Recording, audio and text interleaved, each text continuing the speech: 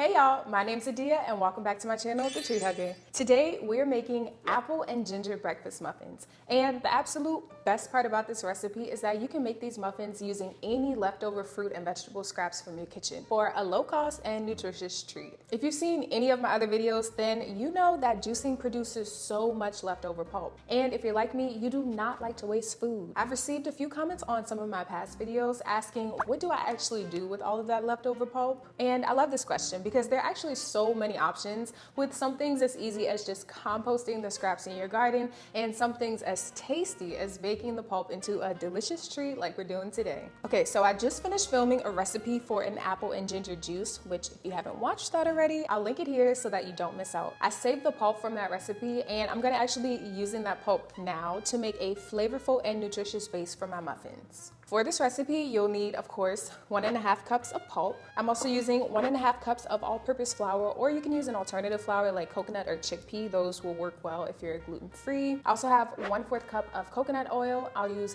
1/2 cup of honey. I have here 2 beaten eggs, or if you want to make this vegan, you can substitute out flax egg. I'll also be using 1 teaspoon of vanilla, a 1/2 teaspoon of baking soda, a 1/2 teaspoon of baking powder, a 1/2 teaspoon of salt, and 1.5 teaspoons of cinnamon. And if you want a little bit of an extra spice, you can add in a 1/2 teaspoon of allspice or nutmeg. If you're using juice pulp in this recipe and it's pretty wet, I would recommend drying it out a little bit by running it through a dehydrator, or you can bake it on your oven's lowest setting for about 30 minutes. I'm first adding in my dry ingredients and then I'm gonna add in my wet ingredients. My oven's already been preheated to 350 degrees and I have a muffin pan all prepped with liners. These muffins are also a great way to recapture some of the nutrients like fibers that live in the skin of fruits and vegetables and don't typically make it into the final product when you're juicing. Obviously, when you juice, the skin is separated out, so a lot of that fiber can be lost in the process.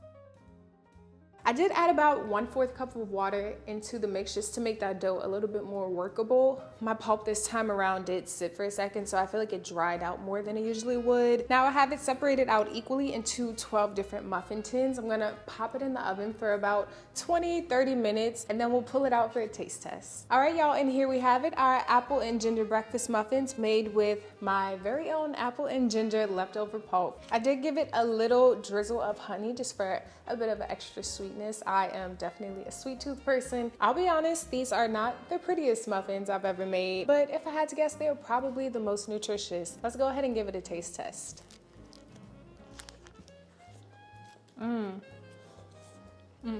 It's still hot. Wow, that's really good. The honey on top was a nice touch. They're nice and moist on the inside.